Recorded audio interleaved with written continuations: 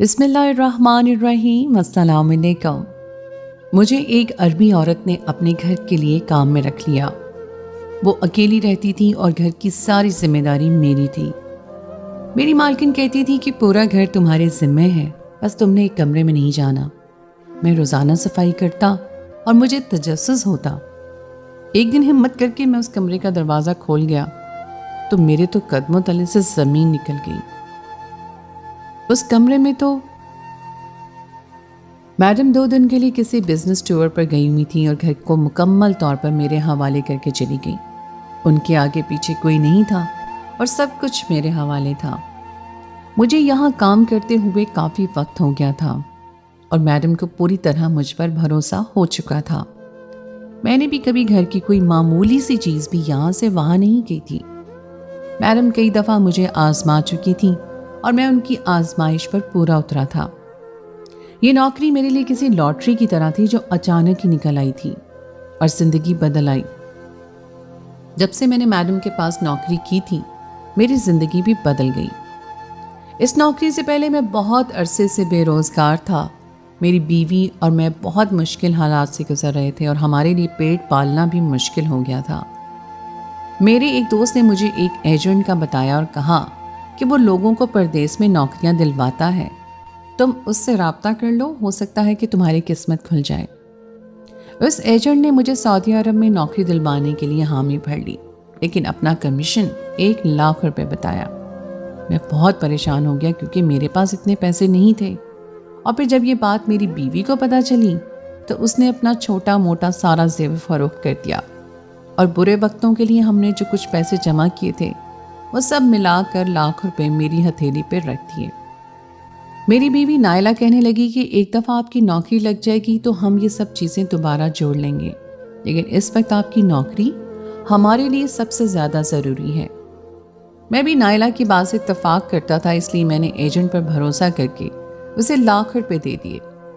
2 مہینے کے اندر ہی نوکری کی تلاش میں اپنا وطن چھوڑ کر پردیس آ گیا، لیکن یہاں آ کر بھی میری قسمت نے میرا ساتھ نہ دیا۔ یہاں آ کر مجھے پتا چلا کہ میرے ساتھ دھوکہ کیا گیا ہے۔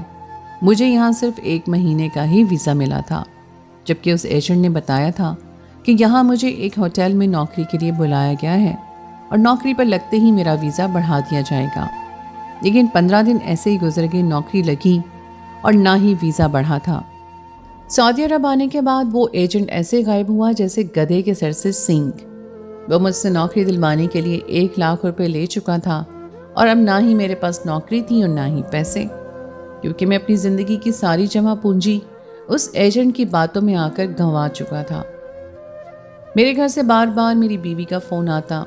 مجھ میں اتنی ہمت نہیں تھی کہ میں اپنی بیوی کو بتا پاتا کہ میں نے یہاں آ کر سوائے ساری زندگی کی محنت ضائع کرنے کے اور کچھ نہیں کیا۔ اس لیے میں نے اسے جھوٹ کہہ دیا کہ میری نوکری لگ گئی ہے، جبکہ میں جانتا تھا کہ 1 مہینہ پورے ہوتے ہی مجھے یہاں سے نکال دیا جائے گا۔ نائلہ کو میری نوکری کا سن کر بہت خوشی ہوئی۔ اس نے میرے خاندان کو بتا دیا تھا اور میں اپنی جگہ بہت زیادہ پریشان تھا۔ میں ایک چھوٹے سے کرائے کے کمرے میں رہ رہا تھا اور زیادہ دن تک میں یہاں کرایہ بھی نہیں دے سکتا تھا۔ ایسے ہی ایک دن سڑکوں کی خاک چھانتے ہوئے میں تھک ہار کر سڑک کنارے بیٹھ گیا اور میری آنکھوں سے آنسو تواتر سے بہہ رہے تھے۔ مجھے اپنا مستقبل بہت دھندلا نظر آ رہا تھا۔ جیسے ہی نائلہ کا خیال میرے دماغ میں آتا، میں خودکشی کرنے کے بارے میں سوچنے لگتا۔ مجھ میں اتنی ہمت باقی نہیں بچی تھی کہ میں نائلہ کو مزید تکلیف دہ زندگی اپنے ساتھ گھسیٹوں۔ انہی سوچوں میں گم مجھے سڑک کنارے بیٹھے کچھ ہی دیر ہوئی تھی جب ایک گاڑی میرے پاس آ کر رکی اور عربی عورت نے شیشہ اتار کر میری طرف دیکھا اور کہنے لگی کہ تمہیں کام کی ضرورت ہے۔ میں حیرت سے اس کی طرف دیکھنے لگا تو وہ کہنے لگی اگر کام چاہیے تو میری گاڑی میں بیٹھ جاؤ۔ اندھا کیا چاہے 2 آنکھیں۔ میں بھی اس کی گاڑی میں جا کر بیٹھ گیا اور گاڑی چل پڑی۔ راستے میں اس عرب عورت نے مجھے بتایا کہ اسے اپنے گھر میں ایک ملازم کی ضرورت ہے۔ وہ کسی عربی کو اپنے گھر ملازم نہیں رکھنا چاہتی، اس لیے اس نے مجھے دیکھ کر نوکری کا پوچھا۔ وہ چاہتی تھی کہ میں اس کے گھر کی تمام کام اور ذمہ داری سنبھال لوں۔ میں ابھی تک یقین نہیں کر پا رہا تھا کہ وہ مجھے سڑک کنارے سے اٹھا کر اپنے گھر کی ذمہ داریاں سونپنا چاہتی ہے۔ میں نے اسے اپنی ساری حقیقت بتا دی تو کہنے لگی تم فکر نہ کرو، اب تمہاری یہاں رہائش میری ذمہ داری ہے، تم میرے ہی گھر میں رہنا۔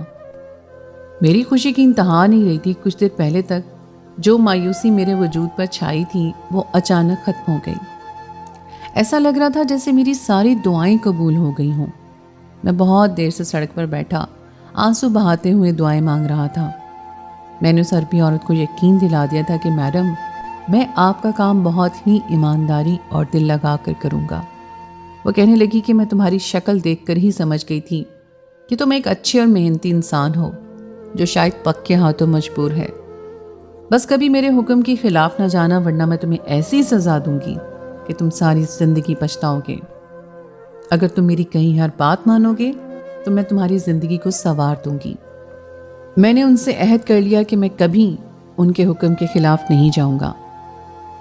میڈم کے ساتھ میں ان کے بنگلے میں پہنچا تو میری آنکھیں کھلی رہ گئی۔ میں نے آج تک اتنا عالیشان بنگلہ نہیں دیکھا تھا۔ ایسا لگتا تھا جیسے کسی 5 اسٹار ہوٹل میں آ گیا ہوں۔ میڈم نے مجھے اپنا سارا بنگلہ خود دکھایا، لیکن سب سے آخر میں ایک کمرے کے پاس جا کے رک گئی اور کہنے لگی کہ سارا گھر تمہارے حوالے ہے، لیکن اس کمرے میں کبھی قدم نہ رکھنا۔ تمہیں یاد ہے نا، میں نے تمہیں کہا تھا کہ میرے حکم کے خلاف نہ جانا، تو یہ میرا حکم ہے۔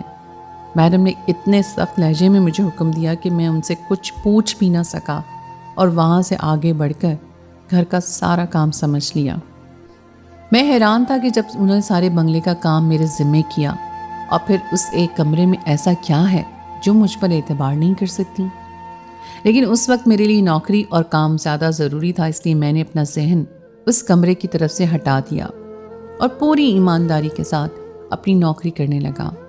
مجھے ہوٹل میں تو نوکری نہیں ملی تھی، لیکن بنگلے میں صاف صفائی کا کام مل گیا تھا، اور میں خوش تھا کہ اب مجھے نائلہ کو مزید تکلیف بھری زندگی نہیں دینی ہوگی۔ میں نے اور نائلہ نے ایک دوسرے سے پسند کی شادی کی تھی۔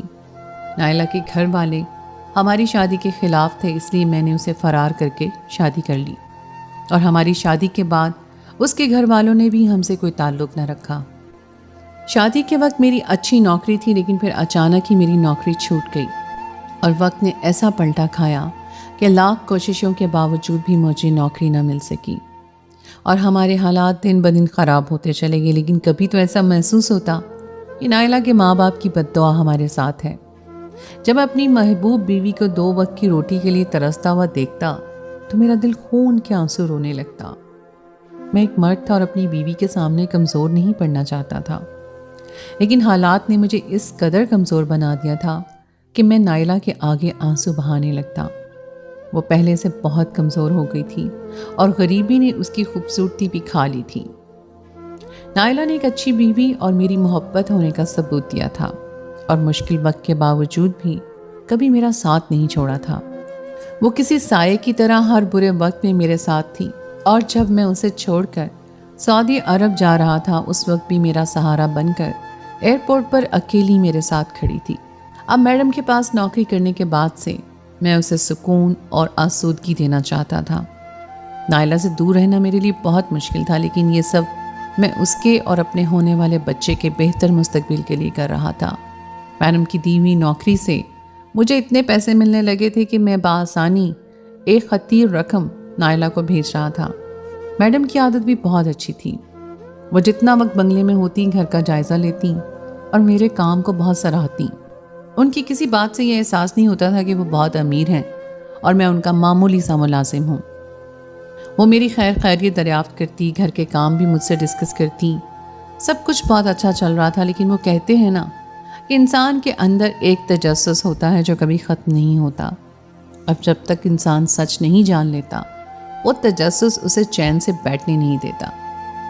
ایسا ہی ایک تجسس میرے اندر بھی جنم لے چکا تھا۔ وہ بند کمرہ میرے دماغ کے کسی کونے میں بس گیا تھا۔ صفائی کرتے ہوئے میں جب بھی اس کمرے میں پہنچتا تو میرا دل چاہتا کہ میں اسے کھول کر ایک دفعہ ضرور دیکھوں کہ آخر اس کمرے میں ایسا کیا ہے جو میڈم مجھے اندر جانے سے سختی سے منع کر چکی ہیں۔ لیکن دوسرے ہی لمحے یہ خوف مجھ پر غالب آ جاتا کہ میڈم کو اگر پتہ چل گیا تو میری یہ نوکری بھی چلی جائے گی۔ پچھلے کئی دنوں سے میں اسی کشمکش کا شکار تھا اور روز ہی اس کمرے کے باہر کھڑے ہو کر کچھ لمحے یہ سوچتا کہ اندر جا کر دیکھنے میں کوئی حرج نہیں ہے، کسی کو پتہ بھی نہیں چلے گا کیونکہ جس وقت میں صفائی کرتا ہوں اس وقت بنگلے میں کوئی بھی نہیں ہوتا اور میڈم روز صبح ہوتے ہی دفتر چلی جاتی ہیں اور شام کو واپس لوٹتی ہیں۔ ان کے آنے تک بنگلے میں اکیلا ہی رہتا تھا۔ میڈم نے مجھ پر اتنا بھروسہ اس لیے کر رکھا تھا کیونکہ انہوں نے میرا پاسپورٹ اپنے قبضے میں لے لیا تھا اور میں ان کی مرضی کے بغیر کہیں آ جا بھی نہیں سکتا تھا۔ کئی دفعہ مجھے آزمانے کے لیے میڈم نے کبھی اپنی الماری کھلی چھوڑی تو کبھی اپنے زیورات، لیکن میں نے ان کی کسی چیز کو ہاتھ تک نہ لگایا۔ میں حلال کمانے پر یقین رکھتا تھا اور اس نوکری کے بعد تو ویسے ہی میرے پاس پیسوں کی کوئی کمی نہیں رہی تھی۔ تنخواہ سے ہٹ کر بھی میڈم مجھے بہت سارے پیسے ایسے ہی دے دیا کرتی تھی جنہیں میں جوڑ رہا تھا، اور میرا ارادہ تھا کہ میں جب بھی پلٹ کر واپس اپنے وطن جاؤں گا تو وہیں کوئی کاروبار شروع کروں گا۔ میں زیادہ عرصے تک اپنی بیوی نائلہ سے الگ نہیں رہنا چاہتا تھا اور جلد ہی میں اس کے ساتھ ایک اچھی زندگی شروع کرنے والا تھا۔ آج بھی میں پوری ایمانداری کے ساتھ اپنے کام میں مگن تھا کہ جب صفائی کرتے کرتے ایک دفعہ پھر میں اسی کمرے کے آگے پہنچ گیا جس میں نے کئی دفعہ میڈم کو باہر نکلتے ہوئے دیکھا تھا، لیکن میڈم نے وہاں میرا داخلہ مکمل طور پر بند کیا ہوا تھا۔ اب جب کہ میڈم ٹور پر گئی ہوئی تھی میں پوری طرح گھر کے معاملے میں آزاد تھا۔ کافی دیر میں کمرے کے دروازے کے باہر کھڑا سوچتا رہا، لیکن میری ہمت نہیں ہو رہی تھی، اس لیے میں 4 قدم آگے آ گیا، لیکن میرے تجسس نے مجھے اس قدر مجبور کر دیا کہ میں دوبارہ پلٹ کر کمرے کی طرف گیا اور کمرے کا دروازہ کھول دیا۔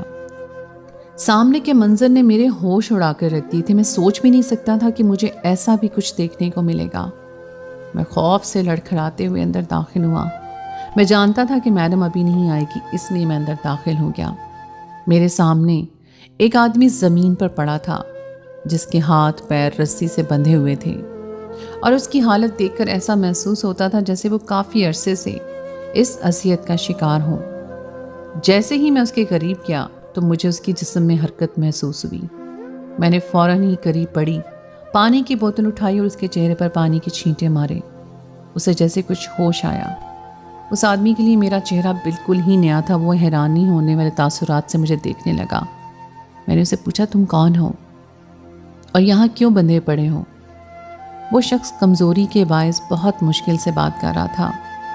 میرے سوال کا جواب دینے کے بجائے وہ مجھ سے پوچھ رہا تھا کہ تم کون ہو؟ میں نے جھجکتے ہوئے اسے بتایا کہ میں اس گھر کا ملازم ہوں اور صفائی کے لیے اس طرف آیا تھا۔ میں نے اسے پھر پوچھا کہ تم کون ہو، تو اس کا جواب سن کر تو میرے رونگٹے کھڑے ہو گئے۔ اس نے بڑی مشکل سے میں اتنا کہا کہ میں اس گھر کا مالک ہوں۔ مجھے یقین نہیں آ رہا تھا کہ وہ شخص کیا کہہ رہا ہے۔ اگر وہ اس گھر کا مالک ہے تو میڈم کون ہے؟ اور اگر وہ جھوٹ کہہ رہا ہے تو یہاں کیوں موجود ہے؟ بہت سارے سوالات میرے اندر جنم لے رہے تھے اور میں پے در پے اس سے سوالات کر رہا تھا۔ اس نے بتایا کہ وہ ایک بہت ہی امیر آدمی تھا اور اسے اپنی ملازمہ سے محبت ہو گئی۔ اس نے بغیر امیر و غریب کا فرق کیے اپنی ملازمہ سے شادی کر لی، لیکن شاید یہی اس کی سب سے بڑی غلطی تھی۔ اسی ملازمہ نے اس سے دولت کے لیے شادی کی تھی اور ایک عیاش فطرت کی مالک تھی۔ شادی کے بعد اس نے میری دولت پر بہت زیادہ عیاشیاں شروع کر دی اور میرے لیے دوستوں سے تعلقات بنائے۔ میں اس سے سچی محبت کرتا تھا اور یہ بات مجھے گوارا نہیں تھی اس طرح کی کہ وہ حرکتیں کرے، اس لیے میں نے اس پر پابندیاں لگانا شروع کر دی اور اسے یہ پابندیاں ناگوار لگنے لگیں۔ آہستہ آہستہ اس میں نہ جانے اس نے مجھے کون سی دوائی کھلانا شروع کر دی کہ میرے سوچنے سمجھنے کی صلاحیت ختم ہونے لگی اور میں ہر وقت نیند کے نشے میں رہنے لگا۔ اس نے مجھ سے بہت سارے کاغذات پہ دستخط کروا کر میری جائیداد اور یہ بنگلہ بھی اپنے نام کروا لیا۔ کچھ ہی عرصے میں اس نے یہ جان بوجھ کر یہ خبر سب لوگوں میں پھیلا دی کہ میں نشے کا عادی ہو چکا ہوں اور زیادہ نشہ کرنے کی وجہ سے میری ذہنی حالت خراب ہو گئی ہے۔ میرے دوست اور جاننے والے مجھ سے ملنے کے لیے آئے تو واقعی میری حالت بہت خراب تھی اور انہیں میری بیوی کی بات پر یقین آ گیا۔ میری بیوی نے میرے جمے جمائے کاروبار کو اپنے نام کروایا اور خود ملازمہ سے میڈم بن گئی۔ اسے خود تو کاروبار کی زیادہ سمجھ نہیں تھی، اس نے میرے ہی دوستوں کو استعمال کیا اور آہستہ آہستہ سب کچھ سیکھتی چلی گئی۔ میرے دوست مجھ سے زیادہ اس کے قریب ہو چکے تھے اور آہستہ آہستہ کر کے وہ مجھے بھول گئے۔ میڈم بننے کے بعد اسے کاروبار کے سلسلے میں گھر سے باہر بھی وقت گزارنا پڑتا لیکن گھر میں کام کاج کے لیے کوئی ملازم موجود نہیں تھا، کیونکہ اس نے سچائی چھپانے کے لیے میرے پرانے تمام ملازمین کو فارغ کر دیا تھا۔ اس لیے اس نے کام کرنے کے لیے کوئی عربی ملازم بھرتی کر لیے، لیکن وہ ان پر زیادہ روک ٹوک نہیں کر پائی اور وہ لوگ میرے پاس کمرے میں آ گئے۔ لیکن اس سے پہلے کہ وہ لوگ میری سچائی جان پاتے، میری بیوی نے انہیں پکڑ لیا اور گھر سے باہر کر دیا۔ وہ عربی ملازم مقامی لوگ تھے اور اگر انہیں میری بیوی کا دوسرا چہرہ نظر آ جاتا تو یقیناً اس کے خلاف قانونی کارروائی کر سکتے تھے۔ شاید اسی وجہ سے میری بیوی نے ایک غیر مقامی کو ملازمت دینا بہتر سمجھا۔ اسے اچھے سے معلوم تھا کہ تم ایک مجبور انسان ہو اور اس کے حکم کی خلاف ورزی نہیں کرو گے، اس لیے اس نے تمہیں ملازمت دے دی۔ وہ آدمی پچھلے 6 مہینے سے اس کمرے میں ایک قیدی کی زندگی گزار رہا تھا، جبکہ وہ اس بنگلے اور ساری دولت کا مالک تھا۔ مجھے اس کی حالت پر بہت رحم آ رہا تھا، لیکن میں یہ نہیں جانتا تھا کہ وہ مجھے سب کچھ سچ بتا رہا ہے یا نہیں۔ میں نے اسے کہا کہ اگر تم یہ ثابت کر دو کہ تم ہی مالک ہو تو میں تمہاری مدد ضرور کروں گا۔ اس آدمی نے مجھے ایک بات تفصیل سے بتائی اور اسٹور میں جا کر پرانی تصویریں اور کاغذات بھی دیکھنے کو کہا۔ میں نے اس کی بات پر عمل کیا اور تھوڑی دیر میں جان گیا کہ وہ آدمی حرف بحرف سچ کہہ رہا تھا۔ میں نے اسی آدمی سے پوچھا کہ میں تمہاری مدد کس طرح کر سکتا ہوں۔ اس آدمی نے مجھے کہا کہ میں بس ایک دفعہ اس وکیل سے بات کروا دوں، کیونکہ اس کی بیوی نے اس کے وکیل کو بھی بہت ہی سچ جھوٹ کہا تھا۔ میں نے اس کے بتائے ہوئے نمبر پر فون ملایا اور اس کے وکیل سے اس کی بات کروا دی۔ میڈم نے کیونکہ اب اسے نشے کی دوا دینا چھوڑ دی تھی، اس لیے وہ کافی حد تک اپنے حواس میں تھا، کیونکہ میڈم کو یقین تھا کہ اس کمرے میں اب کوئی نہیں آئے گا اور نہ ہی اس کا کوئی جاننے والا اسے پوچھنے کے لیے آئے گا، اس لیے شاید میڈم نے اس کو نشہ دینا چھوڑ دیا۔ وہ مجھ پر بھی اتنی زیادہ مہربان اس لیے تھیں تاکہ میں ان کے حکم کی خلاف ورزی نہ کروں۔ کچھ ہی دیر میں اس آدمی کا وکیل پولیس لے کر آ گیا تھا اور اس عرب عورت یعنی میری میڈم کا سارا کھیل ختم ہو گیا تھا۔ اس نے بڑی چالاکی اور ہوشیاری سے اپنے مالک کی جائیداد پر قبضہ کر لیا تھا، لیکن وہ بھول گئی تھی کہ اس طرح کی بے ایمانی سے وہ زیادہ دن عیاشیاں نہیں کر سکتی۔ ایک نہ ایک دن تو اسے اپنے انجام کو پہنچنا تھا اور اس کے اس انجام کی وجہ سے میں اس کی وجہ بن گیا۔ پولیس نے سارے بیان ریکارڈ کر لیے تھے اور ہر بات میڈم کے خلاف ثابت ہو گئی تھی۔ میڈم کو بھی اس وقت گرفتار کر لیا گیا جب وہ لوٹ کر بنگلے میں واپس آئی۔ میں جسے بہت ہی نیک اور رحم دل سمجھتا تھا، وہ بہت ہی سنگ دل عورت تھی، جس نے اپنے ہی شوہر کو اس بے دردی سے قید میں رکھا ہوا تھا۔ میڈم کا کھیل ختم ہو چکا تھا اور پولیس والے اسے اپنے ساتھ لے کر چلے گئے تھے۔ میرا پاسپورٹ واپس میرے ہاتھ میں آ گیا تھا اور میڈم کے جیل میں جانے کے بعد میری نوکری بھی ختم ہو گئی تھی۔ میں خاموشی سے کمرے میں بیٹھا اپنا سامان باندھ رہا تھا کہ جب بنگلے کا مالک میرے پاس آیا اور کہنے لگا، تم کہاں جا رہے ہو؟ تمہاری نوکری ابھی ختم نہیں ہوئی ہے، بلکہ تمہاری تعلیم دیکھتے ہوئے میں نے فیصلہ کیا ہے کہ میں تمہیں اپنے دفتر میں بہت اچھی نوکری دوں گا۔ تم نے بہت ہی ایمانداری کے ساتھ ایک اچھے انسان ہونے کا فرض نبھایا ہے اور تمہیں اس کا انعام ضرور ملے گا۔ اس آدمی کی بات سن کر میں حیران رہ گیا تھا۔ وہ کہہ رہا تھا کہ میں تمہاری بیوی کو بھی یہیں بلوانا چاہتا ہوں تاکہ تم اس کے ساتھ یہیں آباد ہو جاؤ۔ آج سے تم اسی بنگلے میں میرے ساتھ رہو گے اور میرے ساتھ میرے دفتر کو بھی سنبھالو گے۔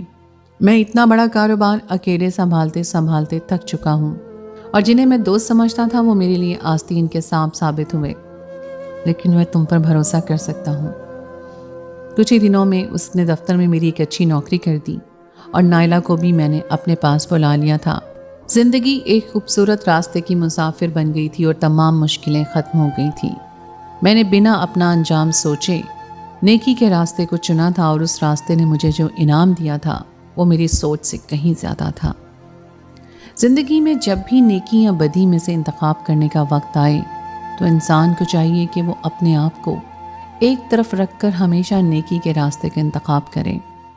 نیکی کے راستے کا اختتام ہمیشہ سکون کی صورت میں ہوتا ہے، جبکہ بدی کا راستہ آپ کو ہمیشہ کے لیے دلدل کی جانب دھکیل دیتا ہے۔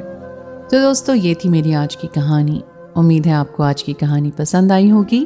کہانی اچھی لگے تو اسے لائک ضرور کیجیے، اپنے دوستوں کے ساتھ شیئر کیجیے، اور اگر آپ نے ابھی تک میرے چینل کو سبسکرائب نہیں کیا تو اس کو فوراً کر لیجیے۔ ساتھ ہی لگے بیل کے بٹن کو بھی پریس کر دیں تاکہ آپ کو میری آئندہ آنے والی کہانی کا نوٹیفیکیشن بر وقت مل سکے۔ اگلی کہانی تک کے لیے مجھے دیجیے اجازت. خدائے پیمان.